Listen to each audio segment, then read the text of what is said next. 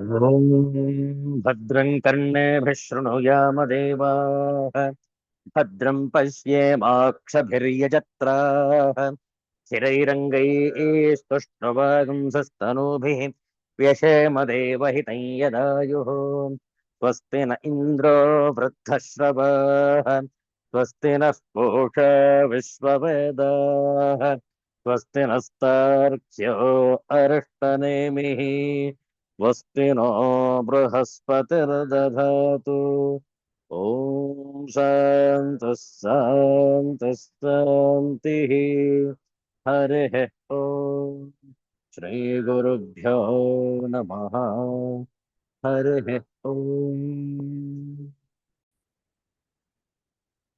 Universal prayer.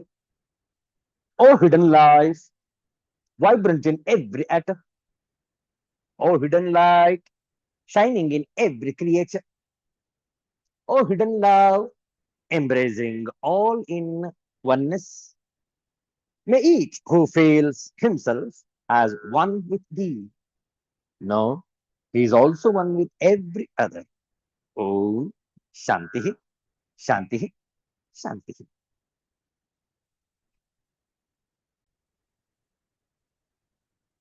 ಇಂದು ಸ್ಥಿರವಾಸರ ಅತ್ಯಂತ ಶ್ರೇಷ್ಠವಾದಂತಹ ಶನಿವಾರ ಶ್ರೀ ಶನೈಶ್ಚರನ ಜಯಂತಿಯೂ ಕೂಡ ಹೌದು. ಇಂತಹ ಶ್ರೇಷ್ಠವಾದ ವೈಶಾಖ ಬಹುಳ ಅಮಾವಾಸ್ಯೆ ಎಂದು ವಿಷ್ಣು ಸಹಸ್ರನಾಮದ 10 ಶ್ಲೋಕಗಳ ಪಾರಾಯಣ ತಾವು ಕೂಡ ನಮ್ಮೊಡನೆ ಪಾರಾಯಣವನ್ನು ಮಾಡಬಹುದು. ಮೊದಲಿಗೆ ಧ್ಯಾನ ಶ್ಲೋಕ. ಓಂ ಶಾಂತಾಕಾರಂ ಭುಜಗಶಯನಂ ಪದ್ಮನಾಭಂ ಸುರೇಶಂ ವಿಶ್ವಾಧಾರಂ ಗಗನ ಸದೃಶಂ ಮೇಘವರ್ಣಂ ಶುಭಾಂಗಂ ಲಕ್ಷ್ಮೀಕಾಂತಂ ಕಮಲನಯನಂ ಯೋಗಿಭಿರ್ಧ್ಯಾನಗಮ್ಯಂ ವಂದೇ ವಿಷ್ಣುಂ ಭವಭಯಹರಂ ಸರ್ವಲೋಕೈಕನಾಥಂ. ಓಂ ನಮೋ ಭಗವತೆ ವಾಸುದೇವಾಯ. ಓಂ ಶ್ರೀ ವಿಶ್ವಸ್ಮೈ ನಮಃ. ಬ್ರಹ್ಮಣ್ಯೋ ಬ್ರಹ್ಮಕೃದ್ ಬ್ರಹ್ಮ ಬ್ರಹ್ಮ ಬ್ರಹ್ಮ ವಿವರ್ಧನಃ ಬ್ರಹ್ಮವಿದ್ ಬ್ರಾಹ್ಮಣೋ ಬ್ರಹ್ಮಿ ಬ್ರಹ್ಮಜ್ಞೋ ಬ್ರಾಹ್ಮಣ ಪ್ರಿಯಃ ಮಹಾಕ್ರಮೋ ಮಹಾಕರ್ಮ ಮಹಾತೇಜ ಮಹೋರಗಃ ಮಹಾಕ್ರತುರ್ಮಹಾಯಜ್ವ ಮಹಾಯಜ್ಞೋ ಮಹಾಹವಿಃ ಸ್ತವ್ಯಸ್ತವ ಪ್ರಿಯಸ್ತೋತ್ರಂ ಸ್ತುತಿಸ್ತೋತಾರಣ ಪ್ರಿಯಃ ಪೂರ್ಣಃ ಪೂರಯಿತಾ ಪುಣ್ಯಃ ಪುಣ್ಯಕೀರ್ತಿರನಾಮಯಃ ಮನೋಜವಸ್ತೀರ್ಥಕರೋ ವಸುರೇತ ವಸುಪ್ರದಃ ವಸುಪ್ರದೋ ವಾಸುದೇವಃ ವಸುರ್ವಸುಮನಾಹವಿಃ ಸದ್ಗತಿಃ ಸತ್ಕೃತಿಃ ಸತ್ತಾ ಸದ್ಭೂತಿಃ ಸತ್ಪರಾಯಣಃ ಶೂರಸೇನೋ ಯದುಶ್ರೇಷ್ಠಃ ಸನ್ನಿವಾಸಃ ಸುಯಾಮುನಃ ಭೂತಾ ವಾಸೋ ವಾಸುದೇವಃ ಸರ್ವಾಸು ನಿಲಯೋ ನಲಃ ದರ್ಪಃ ದರ್ಪದೋ ದೃಪ್ತಃ ದುರ್ಧರೋಥಾ ಪರಾಜಿತಃ ವಿಶ್ವಮೂರ್ತಿರ್ಮಹಾಮೂರ್ತಿಃ ದೀಪ್ತಮೂರ್ತಿರಮೂರ್ತಿಮಾನ್ ಅನೇಕಮೂರ್ತಿರವ್ಯಕ್ತಃ ಶತಮೂರ್ತಿಃ ಶತಾನನಃ ಏಕೋನೈಕಃ ಸವಃ ಕಃ ಕಿಂ ಯತ್ತತ್ಪದಮನುತ್ತಮಂ ಲೋಕಬಂಧುರ್ಲೋಕನಾಥಃ ಮಾಧವೋ ಭಕ್ತವತ್ಸಲಃ ಸುವರ್ಣವರ್ಣೋ ಹೇಮಾಂಗಃ ವರಾಂಗಶ್ಚಂದನಾಂಗದಿ ವೀರಃ ವಿಷಮಶೂನ್ಯಃ कृताशीरचलश्चलः अमानी मानदो मान्यः लोकस्वामी त्रिलोकधृक् सुमेधा मेधजो धन्यः सत्यमेधा धराधरः। ॐ शान्तिः शान्तिः शान्तिः। हरिः ॐ श्रीगुरुभ्यो नमः। हरिः ॐ।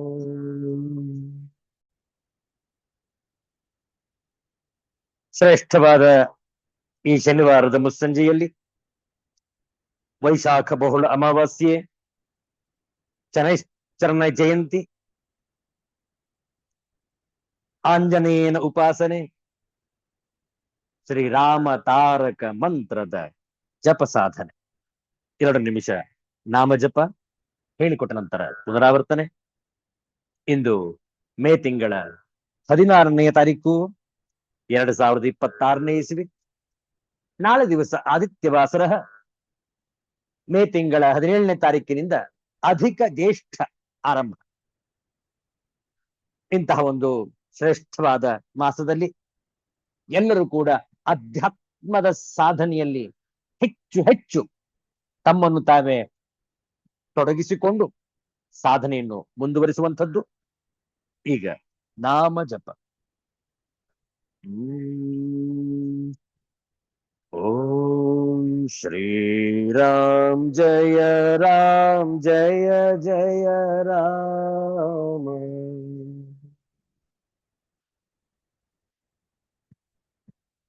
ಓಂ ಶ್ರೀರಾಮ್ ಜಯ ರಾಮ್ ಜಯ ಜಯ ರಾಮ್.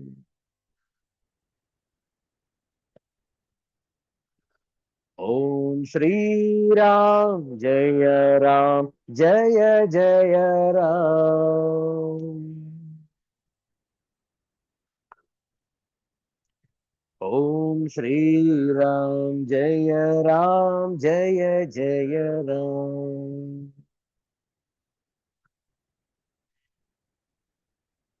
ಓಂ ಶ್ರೀರಾಮ್ ಜಯ ರಾಮ್ ಜಯ ಜಯ ರಾಮ್.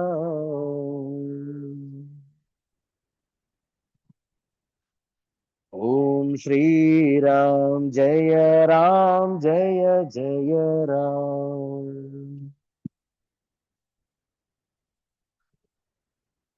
ಓಂ ಶ್ರೀರಾಮ್ ಜಯ ರಾಮ್ ಜಯ ಜಯ ರಾಮ್.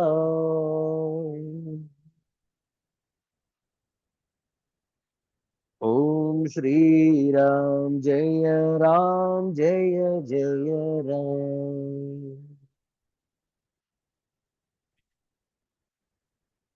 ಓಂ ಶ್ರೀರಾಮ್ ಜಯ ರಾಮ್ ಜಯ ಜಯ ರಾಮ್. ಓಂ ಶ್ರೀರಾಮ್ ಜಯ ರಾಮ್ ಜಯ ಜಯ ರಾಮ್.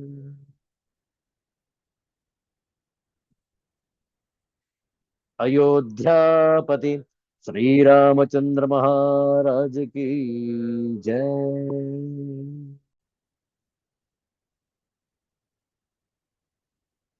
ರಾಮಕೃಷ್ಣಾಶ್ರಮದ ಒಂದು ಭಜನೆ ಹೇಳಿಕೊಟ್ಟ ನಂತರ ಪುನರಾವರ್ತನೆ. ಸ್ಥಾಪಕಾಯ ಚ ಧರ್ಮಸ್ಯ ಸರ್ವಧರ್ಮಸ್ವರೂಪಿಣೇ ಅವತಾರ ವರಿಷ್ಠಾಯ ರಾಮಕೃಷ್ಣಾಯ ತೇ ನಮಃ. ರಾಮಸ್ವರೂಪ ಕೃಷ್ಣಸ್ವರೂಪ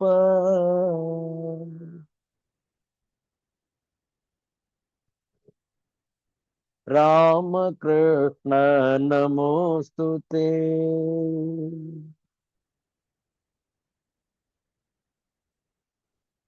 सकल स्वरूप शांत स्वरूप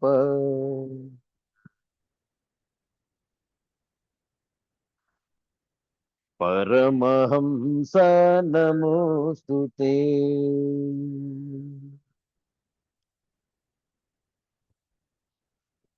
रामस्वरूप कृष्णस्वरूप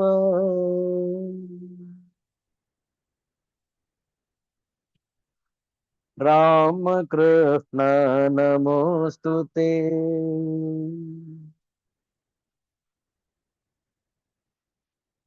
सकल स्वरूप शांत स्वरूप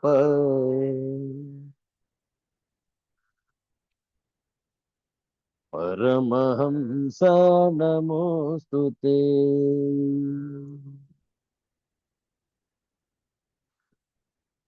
दीन रक्षक दीन पोषक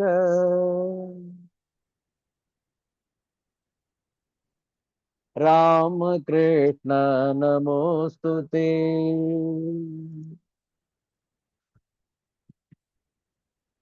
दिव्य स्वरूप दीन बांधव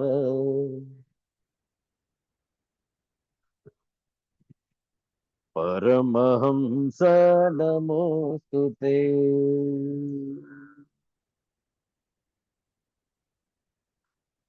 भगवत स्वरूप आसुर तेज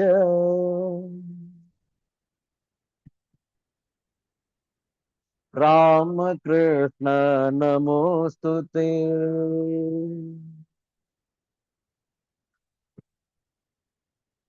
पाप विनाश पावन चरित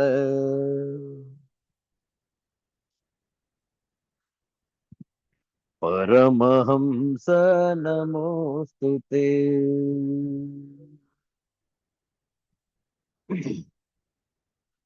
नीरजलोचन निर्मल काय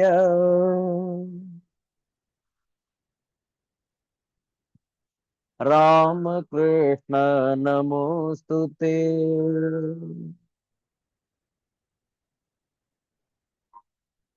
पतित पावन पावन नाम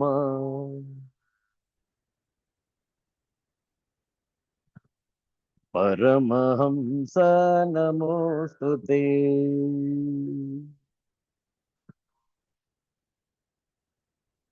राम स्वरूप कृष्ण स्वरूप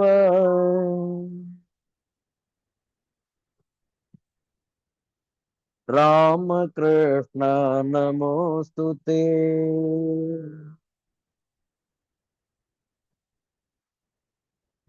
सकल स्वरूप शांत स्वरूप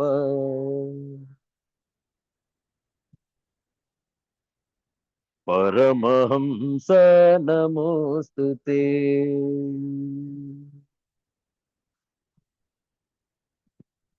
परमहंस नमोस्तुते।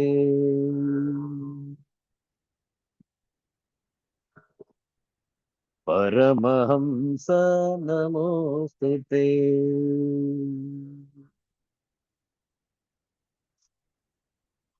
श्री राम कृष्ण महाराज की जय। सिद्धांत अवधूत चिंतन श्री गुरुदेव दत्त। जय जय रघुवीर समर्थ श्री सद्गुरुनाथ महाराज की जय। हर हर नमः पार्वती पतये हर हर महादेव शंभो। ಶ್ರೀಮದ್ಭಗವದ್ಗೀತೆಯ ಸಪ್ತದಶೋಧ್ಯಾಯ ಶ್ರದ್ಧಾತ್ರಯ ವಿಭಾಗ ಯೋಗ. ಕೆಲವು ಶ್ಲೋಕಗಳ ಪಾರಾಯಣ ಹೇಳಿಕೊಟ್ಟ ನಂತರ ಪುನರಾವರ್ತನೆ. ಓಂ ಶ್ರೀ ಪರಮಾತ್ಮನೇ ನಮಃ.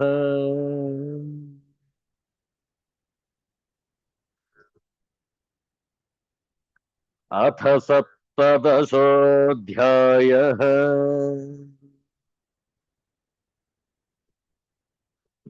श्रद्धात्रय विभाग योग. 。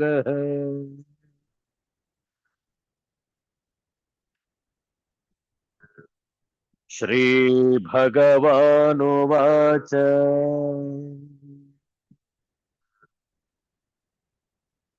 दातव्यमिति यद्दानम्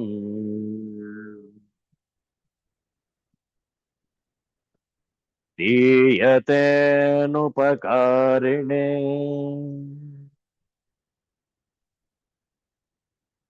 देशे काले च पात्रे च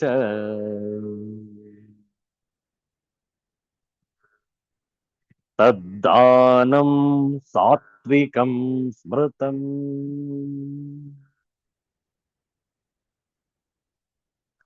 यत्तु प्रत्युपकारार्थम्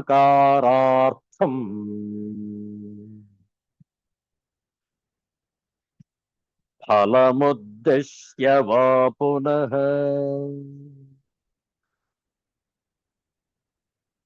दीयते च परिक्लिष्टम्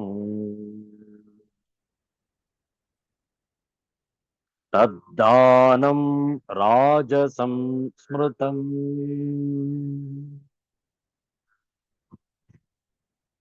अदेशकाले यद्दानम्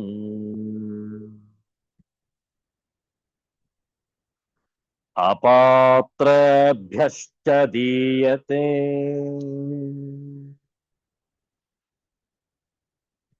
असत्कृतमवज्ञातम्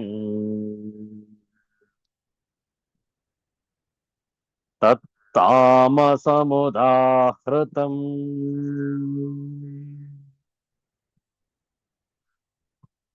तस्मादो नित्युदाहृत्य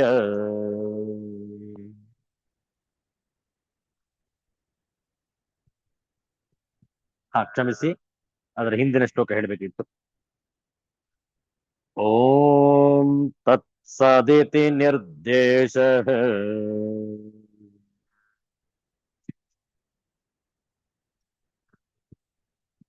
ಬ್ರಹ್ಮಣಸ್ತ್ರಿವಿಧಃ ಸ್ಮೃತಃ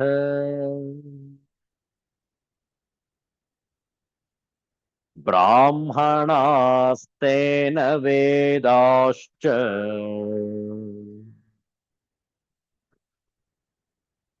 ಯಜ್ಞಾಶ್ಚ ವಿಹಿತಾಃ ಪುರಾ.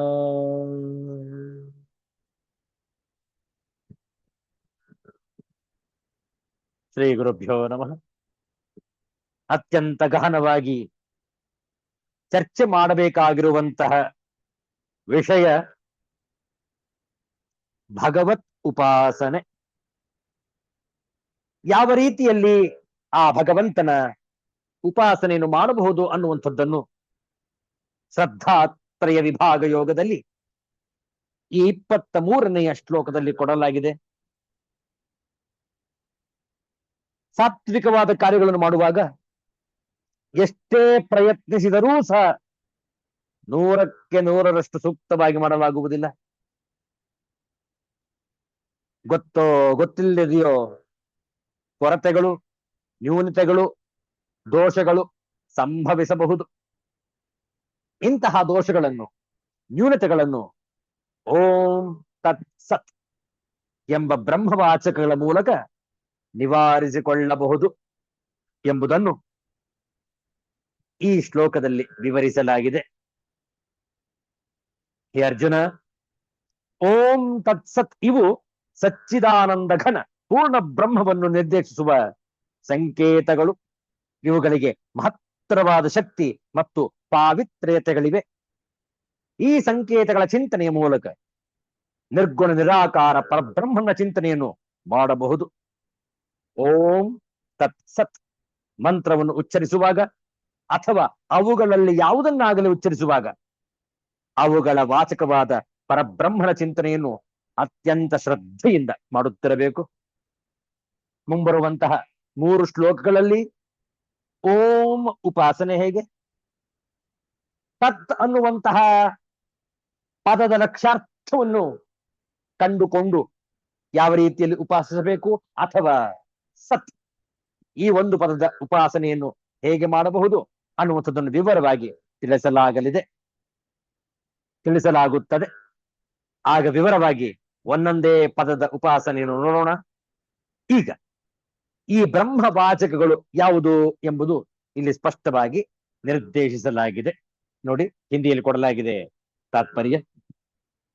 सृष्टि के आदिकाल से ओम तत्सत ये तीन शब्द पर ब्रह्म को सूचित करने के लिए प्रयुक्त किए जाते रहे हैं. ये तीनों सांकेतिक अभिव्यक्तियां ब्राह्मणों द्वारा वैदिक मंत्रों का उच्चारण करते समय तथा ब्रह्म को संतुष्ट करने के लिए यज्ञों के समय प्रयुक्त होती थी. From the beginning of creation, the three syllables Om Tat Sat have been used to indicate the supreme absolute truth, Brahman. They were uttered by Brahmanas while chanting Vedic hymns and during sacrifices for the satisfaction of the Supreme. Om Tat Sat iti Trividah Nirdeshah. ಓಂ ತತ್ಸತ್ ಎಂಬುದಾಗಿ ಮೂರು ಬಗೆಯ ಹೆಸರು ಬ್ರಹ್ಮಣ ಸಚ್ಚಿದಾನಂದ ಘನ ಬ್ರಹ್ಮನಿಗೆ ಸ್ಮೃತಃ ಹೇಳಲ್ಪಟ್ಟಿದೆ. ತೇನ ಅದರಿಂದ ಪುರಾ ಸೃಷ್ಟಿಯ ಆದಿಕಾಲದಲ್ಲಿ ಬ್ರಾಹ್ಮಣಾಹ ಚ ವೇದಾಹ ಚ ಬ್ರಾಹ್ಮಣ ಮತ್ತು ವೇದ ಹಾಗೂ ಯಜ್ಞ ಯಜ್ಞಾದಿಗಳು ವಿಹಿತಾಹ ರಚಿಸಲ್ಪಟ್ಟಿವೆ. ಓಂ ತತ್ಸತ್ ಎಂಬುದಾಗಿ ಮೂರು ಬಗೆಯ ಹೆಸರುಗಳು ಸಚ್ಚಿದಾನಂದ ಘನ ಬ್ರಹ್ಮನಿಗೆ ಹೇಳಲ್ಪಟ್ಟಿವೆ. ಆ ಮೂಲಕ ಸೃಷ್ಟಿಯ ಆದಿಕಾಲದಲ್ಲಿ ಬ್ರಾಹ್ಮಣ ವೇದ ಮತ್ತು ಯಜ್ಞಾದಿಗಳು ರಚಿಸಲ್ಪಟ್ಟಿವೆ. ಈ ಶ್ಲೋಕದ ಶಾಂಕರ ಭಾಷ್ಯವನ್ನು ನೋಡೋಣ. ಓಂ ತತ್ಸತ್ ಇತಿ एवं निर्देशः निर्दिश्यते अनेन इति निर्देशः. त्रिविधः नाम निर्देशः ब्रह्मणः स्मृतः चिन्तितः वेदान्तेषु ब्रह्मविद्भिः. ब्राह्मणाः तेन निर्देशेन त्रिविधेन वेदाश्च यज्ञाश्च विहिताः निर्मिताः पुरा पूर्वम् इति ನಿರ್ದೇಶ ಸ್ತುತ್ಯರ್ಥಂ ಉಚ್ಯತೆ.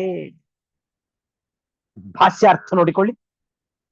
ಓಂ ತತ್ಸತ್ ಎಂದು ಬ್ರಹ್ಮನಿಗೆ ಮೂರು ಬಗೆಯ ನಿರ್ದೇಶವು ಯಾವುದರಿಂದ ತಿಳಿಸುವರೋ ಅದಕ್ಕೆ ನಿರ್ದೇಶವೆಂದು ಹೆಸರು. ಬ್ರಹ್ಮಕ್ಕೆ ಮೂರು ಬಗೆಯ ಹೆಸರಿನ ನಿರ್ದೇಶವು ಸ್ಮೃತವಾಗಿದೆ. ಬ್ರಹ್ಮಜ್ಞಾನಿಗಳು ಉಪನಿಷತ್ತುಗಳಲ್ಲಿ ವಿಚಾರ ಮಾಡಿ ಹೇಳಿರುತ್ತಾರೆ. ಮೂರು ವಿಧವಾದ ಆ ನಿರ್ದೇಶದಿಂದ ಬ್ರಾಹ್ಮಣರು ವೇದಗಳು ಯಜ್ಞಗಳು ಹಿಂದಕ್ಕೆ ವಿಹಿತವಾಗಿವೆ ಮಾಡಲ್ಪಟ್ಟಿರುತ್ತವೆ ಎಂದು ನಿರ್ದೇಶವನ್ನು ಹೊಗಳುವುದಕ್ಕೆ ಹೇಳಿರುತ್ತದೆ. ಪವಿತ್ರವಾದ ಸೃಷ್ಟಿಯು ಈ ನಿರ್ದೇಶ ಪೂರ್ವಕವಾಗಿ ಆಗಿದೆ ಎಂದು ಸ್ತುತಿ. ಬಹಳ ವಿಶೇಷವಾದಂತಹ ಶ್ಲೋಕ ಇದು. ಆದ್ರಿಂದ ಈ ಓಂ ತತ್ಸತ್ ಅನ್ನುವಂಥದ್ದನ್ನು ನಾವು ಅನುಷ್ಠಾನಕ್ಕೆ ತರಬೇಕು. ವೇದಗಳನ್ನು ಅನುಷ್ಠಾನ ಮಾಡುವ ಬ್ರಾಹ್ಮಣಾದಿ ಸಮಸ್ತ ಪ್ರಜೆಗಳ ಸಹಿತ ಸಕಲ ವೇದಗಳು ಮತ್ತು ಯಜ್ಞ ತಪ ದಾನ ಮುಂತಾದ ಸತ್ಕರ್ಮಗಳೆಲ್ಲವೂ ಪರಮಾತ್ಮನಿಂದ ಸೃಷ್ಟಿಯ ಆದಿಯಲ್ಲಿ ಉತ್ಪತ್ತಿಯಾಯಿತು. ಆದ್ದರಿಂದ ಪರಮಾತ್ಮನ ವಾಚಕವಾದ ಓಂಕಾರವನ್ನು ಉಚ್ಚರಿಸಿ ಬ್ರಹ್ಮವನ್ನೇ ಪರಮ ಸತ್ಯವೆಂದು ನಂಬುವ ಬ್ರಹ್ಮವಾದಿಗಳು ಯಜ್ಞ ತಪ ದಾನ ಪೂಜೆ ಮುಂತಾದ ಸಮಸ್ತ ಸತ್ಕರ್ಮಗಳನ್ನು ಇದನ್ನು ಪರಬ್ರಹ್ಮನ ಭಗವಂತನ ಪೂಜೆ ಎಂದು ತಿಳಿದು ಮಾಡುತ್ತೇನೆ ಎಂಬ ಸಂಕಲ್ಪದಿಂದ ಪ್ರಾರಂಭಿಸುತ್ತಾರೆ. ಆ ಕ್ರಿಯೆಗಳು ಮುಕ್ತಾಯವಾದಾಗ ಮತ್ತೆ ಓಂ ಎಂದು ಉಚ್ಚರಿಸಿ ಇದರ ಫಲವು ಭಗವಂತನಿಗೆ ಅರ್ಪಣೆ ಶ್ರೀಕೃಷ್ಣಾರ್ಪಣಮಸ್ತು ಎಂಬ ಭಗವದರ್ಪಣ ಭಾವದಿಂದ ಮುಕ್ತಾಯ ಮಾಡುತ್ತಾರೆ. ಹೀಗೆ ಮಾಡುವುದರಿಂದ ಅವುಗಳನ್ನು ಆಚರಿಸುವಾಗ ಸಂಭವಿಸುವ ಎಲ್ಲ ಲೋಪಗಳು ದೋಷಗಳು ನ್ಯೂನತೆಗಳು ನಿವಾರಣೆಯಾಗುತ್ತವೆ ಹಾಗೂ ಅವುಗಳೆಲ್ಲವೂ ಪವಿತ್ರ ಮತ್ತು ಶ್ರೇಯಸ್ಕರವಾಗುತ್ತವೆ. ಪರಬ್ರಹ್ಮನ ಸಂಕ್ಷಿಪ್ತ ನಾಮವಾದ ಓಂಕಾರವನ್ನು ಸಂಕ್ಷಿಪ್ತ ಬ್ರಹ್ಮವೆಂದು, ಏಕಾಕ್ಷರ ಬ್ರಹ್ಮವೆಂದು ಹೇಳುತ್ತಾರೆ. ಆದ್ದರಿಂದ ಪ್ರತಿ ಮಂತ್ರದ ಆದಿಯಲ್ಲಿ ಓಂಕಾರವನ್ನು ಸೇರಿಸಲಾಗುತ್ತದೆ. ಓಂಕಾರದ ಉಚ್ಚಾರಣೆಯು ಪರಮ ಪವಿತ್ರವೂ ಮತ್ತು ಅದರಿಂದ ಸರ್ವತ್ರ ಮಂಗಳವು ಉಂಟಾಗುತ್ತದೆ. ಹಾಗಾದ್ರೆ ಈ ಓಂ ಉಪಾಸನೆಯನ್ನು ಯಾವ ರೀತಿ ಮಾಡಬೇಕು ಅನ್ನುವಂತಹ ವಿಚಾರವನ್ನು ನಾಳೆ ದಿವಸ ಸಾಯಂಕಾಲ ಮುಂದುವರಿಸೋಣ. ಒಂದು ಕಗ್ಗದ ವಿಚಾರ.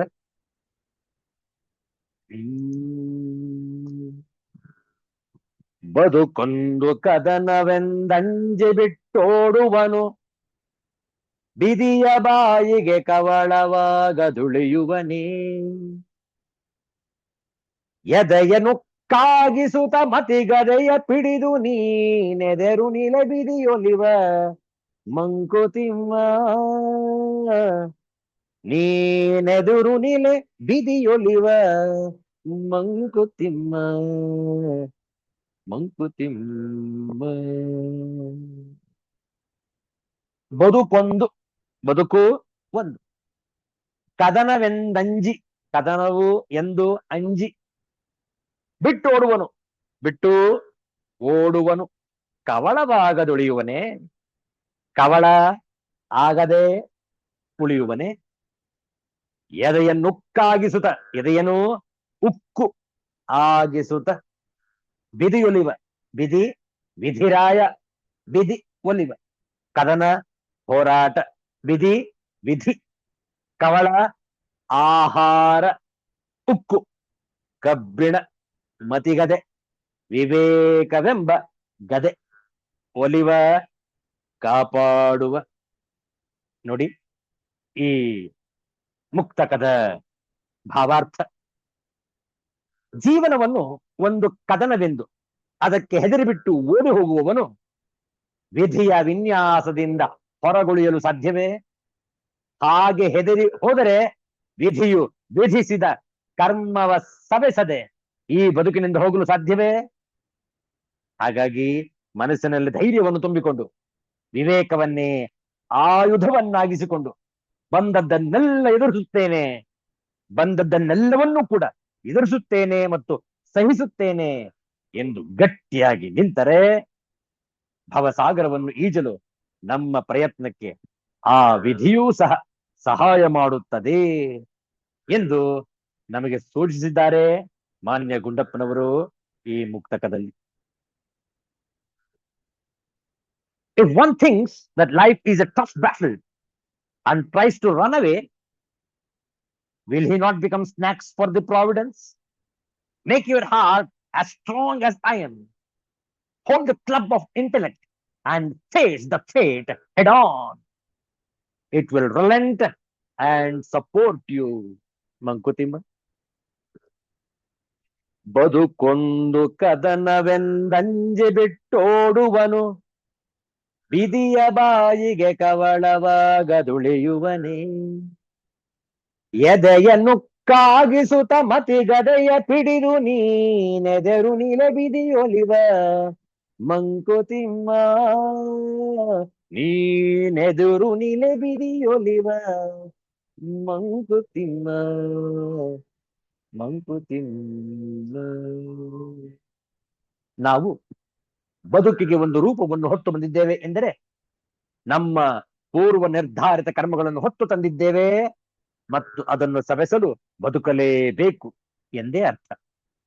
ನಮ್ಮ ಆಲೋಚನೆಗಳು, ಅದಕ್ಕೆ ಅನುಸಾರವಾಗಿ ನಮ್ಮ ಯೋಜನೆಗಳು, ಕಾರ್ಯಗಳು, ಸಾಧನೆಗಳು ಮತ್ತು ತತ್ಪರಿಣಾಮವಾಗಿ ಸಿಗುವ ಫಲಗಳು ಎಲ್ಲವೂ ಪೂರ್ವ ನಿರ್ಧಾರಿತ, ಪ್ರಿಡಿಸ್ಟೀನ್. ಆದರೆ ವಿಧಿಯ ಕಾರ್ಯವಿಧಾನ ನಮಗೆ ಗೊತ್ತಾಗುವುದಿಲ್ಲವಾದ್ದರಿಂದ ಎಲ್ಲವೂ ನಮಗೆ ಹೊಸದಾಗಿ ಕಾಣುತ್ತದೆ. ಕೇವಲ ಕೆಲವರನ್ನು ಬಿಟ್ಟರೆ ಬಹುತೇಕ ಎಲ್ಲರ ಜೀವನವು ಒಂದು ಹೋರಾಟವೇ. ಇದನ್ನು ಧೈರ್ಯದಿಂದ ಎದುರಿಸಬೇಕು, ಬಿಟ್ಟು ಓಡಿ ಹೋಗಲು ಸಾಧ್ಯವಿಲ್ಲ. ವಿಧಿಯ ಬಾಯಿಗೆ ಕವಳವಾಗದುಳಿಯುವನೇ ಎಂದು ಹೇಳುತ್ತಾ ವಿಧಿಯ ವಿನ್ಯಾಸದಲ್ಲಿ ನಮಗಾಗಿ ಬರದ ಬರಹಗಳನ್ನು ನಾವು ಅನುಭವಿಸಿಯೇ ತೀರಬೇಕು, ಅನ್ಯಥಾ ದಾರಿಯೇ ಇಲ್ಲ ಎನ್ನುತ್ತಾರೆ ಮಾನ್ಯ ಗುಂಡಪ್ಪನವರು. ಈಸಬೇಕು, ಇದ್ದು ಜಯಿಸಬೇಕು ಎಂದು ದಾಸರು ಹೇಳುವಂತೆ ಧೈರ್ಯದಿಂದ ಬಂದದ್ದನ್ನೆಲ್ಲ ಎದುರಿಸಬೇಕು. ವಿಧಿ ಲಿಖಿತ ಕರ್ಮವನ್ನು ಸವೆಸಲೇಬೇಕು. ಇಲ್ಲಿಗೆ ಬಂದ ಮೇಲೆ ಅದರಿಂದ ತಪ್ಪಿಸಿಕೊಂಡು ಪಲಾಯನ ಮಾಡುವುದು ಸಮಸ್ಯೆಯನ್ನು ಮುಂದೂಡುವುದಷ್ಟೇ.